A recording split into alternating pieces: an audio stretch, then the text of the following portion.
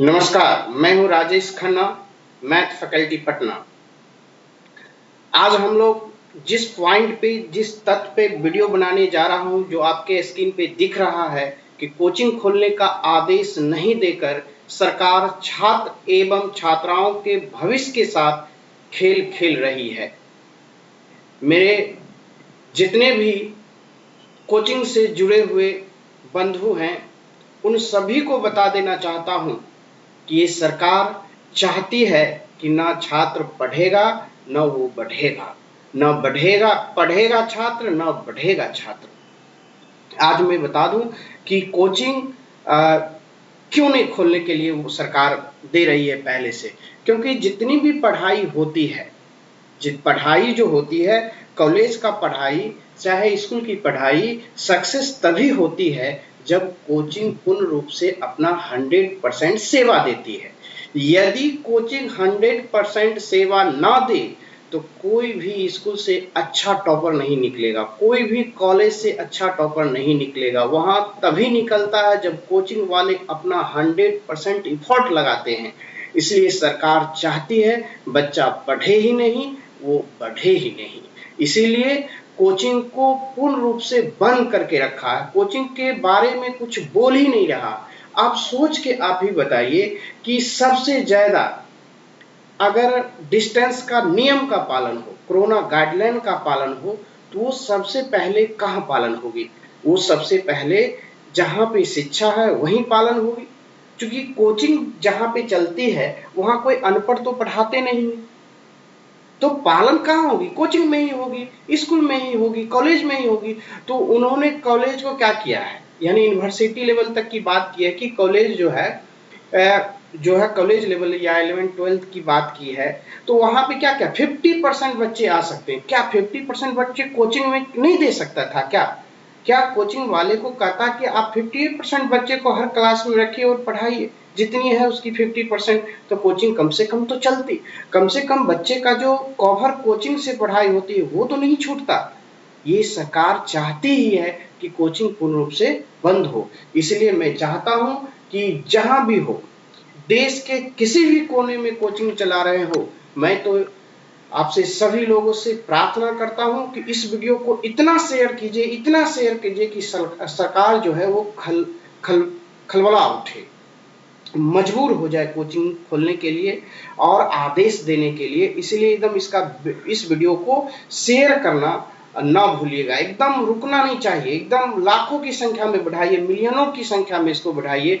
जितने भी, या आप बड़े राजधानी में कोचिंग पढ़ाते हो या किसी भी छोटे शहरों में पढ़ाते हो, गांव में पढ़ाते हो, उससे कोई मतलब नहीं है। इसको साथ दीजिए, क्योंकि आप सभी लोगों की आवाज को मैं अपनी आवाज बना के बोल रहा हूं, वहां तक पहुंचाने का काम कर रहा हूं। इसीलिए जरूर इसे सहयोग कीजिए, पहुंचाने का काम कीजिए। कोचिंग की आज मैं विशेषता बताता हूं। अगर कोचिंग सही रूप से काम नहीं करेगी तो क्या होगी, इसकी विशेषता जानिए इस तरह से।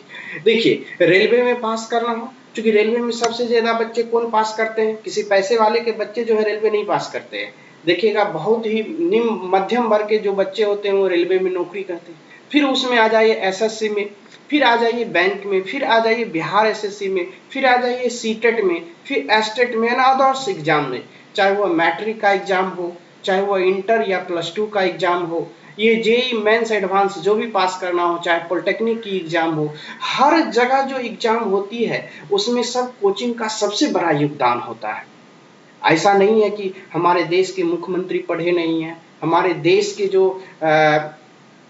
जो आपदा प्रबंधन के लोग हैं उसमें बैठे हुए जितने भी मेंबर्स हैं वो पढ़े लिखे नहीं हैं। सभी के सभी पढ़े लिखे हुए हैं, सभी लोग जानते हैं कि कोचिंग कितनी योगदान देती है देश के भविष्य को बनाने में, ये सब लोग जानते हैं। फिर भी जानबूझ के लोग चाहते हैं कि आम आदमी विकास करे ही नहीं, आम आदमी डेवलप करे ही नहीं। विधायक मंत्री जितने भी डीएम एसपी हैं सबके पास तो पैसे हो ही जाते हैं।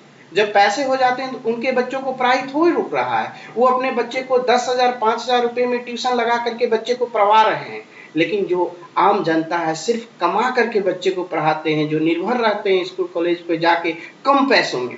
खास के बात करूं तो बिहार की राजधानी पटना में जो पढ़ाई होती है पूरी जगहों से, देश के सभी जगहों को कुल मिलाकर के यहाँ सबसे सस्ती पढ़ाई होती है, और वो भी अच्छे एकदम क्या कहते हैं सुपरस्टार टीचरों के द्वारा पढ़ाई हो जाती है सबसे कम फी में। बड़े बड़े इंस्टीट्यूट यहाँ पर है जो सबसे कम पैसे लिया जाता है बच्चों से। सबसे बड़े बड़े यहाँ पे कोचिंग इंस्टीट्यूट हैं जो पैसे के लिए नहीं मरते हैं, बच्चों के रिजल्ट देने के लिए वो लोग मरते हैं और रिजल्ट देते भी हैं।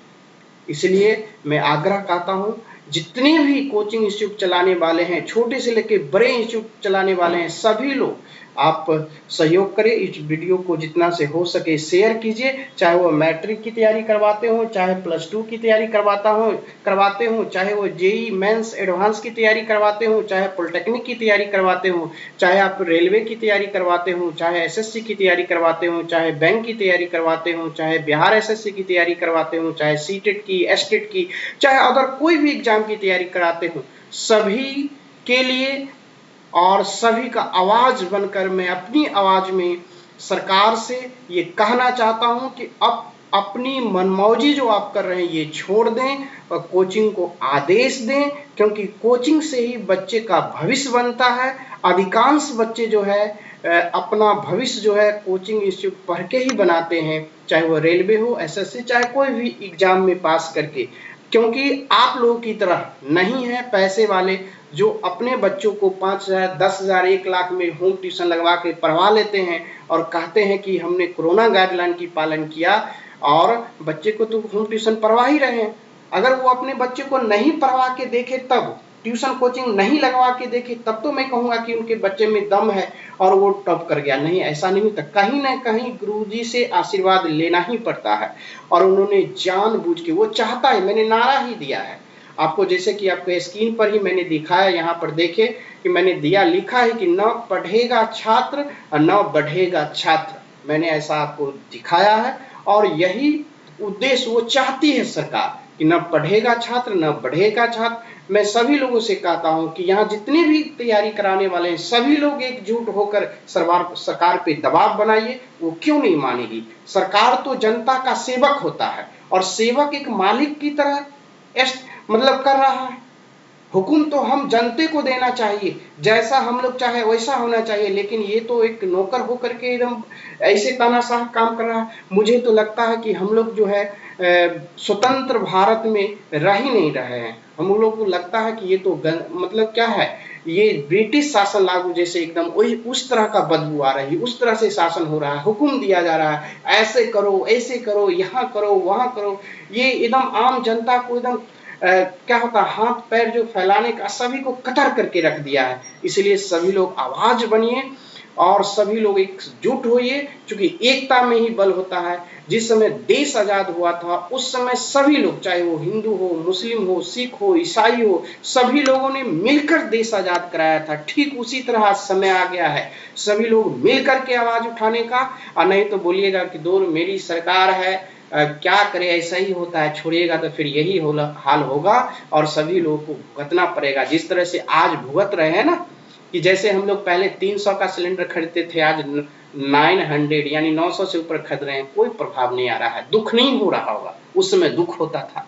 तो ठीक, मैं आज यहीं तक कहूंगा कि सभी लोग एक साथ जुटिए और कोचिंग खुलाने का एकदम इतना दबाव बनाइए कि सरकार जल्द से जल्द आदेश दे, क्योंकि ये अपनी मनमौजी कर रही है। जहां से गाइडलाइन पूर्णतः पालन होगा उसी को वो खोल नहीं रहा है। जहां पे गाइडलाइन पालन नहीं होता है, जैसे कि मान लीजिए सब्जी मंडी हो गया, मॉल हो गया, ये सब में कभी गाइडलाइन पालन होगा? कितना कुछ कर ले, वो कहे कि जिम खुलेगा वहां पर गाइडलाइन पालन होगा?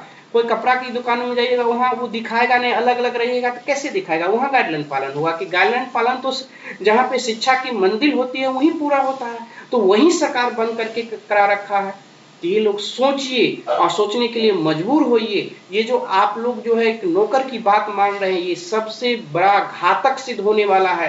अगर आप सोचिएगा कि मैं क्या करूं, मेरा बच्चा तो, मेरे पास पैसा है, हम तो होम ट्यूशन पढ़ाई लेंगे, लेकिन सोच लीजिए एक इन्वायरमेंट जो होता है वो बहुत ही बच्चे पे इफेक्ट करता है। आप पढ़े लिखे हो जाइएगा, लेकिन आपके आसपास जिस वातावरण में आप रहते हैं उस आसपास में कोई बच्चे पढ़े लिखे नहीं हुए, केवल आप ही के बच्चे पढ़े लिखे, क्या आपका बच्चा ठीक से रह पाएगा? नहीं, संगत तो फिर उसी के साथ रहना पड़ेगा। इसलिए केवल अपने के लिए मत सोचिए कि मैं विकास कर लिया, मैं पढ़ा लिया होम ट्यूशन तो बच्चा डेवलप हो गया। नहीं, उस बच्चे को भी पढ़ने दीजिए जो कम पैसों में मतलब बिहार की राजधानी पटना में आके अपनी शिक्षा को पूरा करते हैं और अपना पढ़ाई पूरा करते हैं, कोचिंग ट्यूशन पढ़ करके उसको भी पढ़ने दीजिए। मैं यही सरकार से और जो भी सरकार के जो हुक्मनामा चला रहे हैं मैं उनसे आग्रह करता हूँ, अभी प्रार्थना करता हूँ, नहीं तो हम लोग को फिर से रोड पे आना ही पड़ेगा।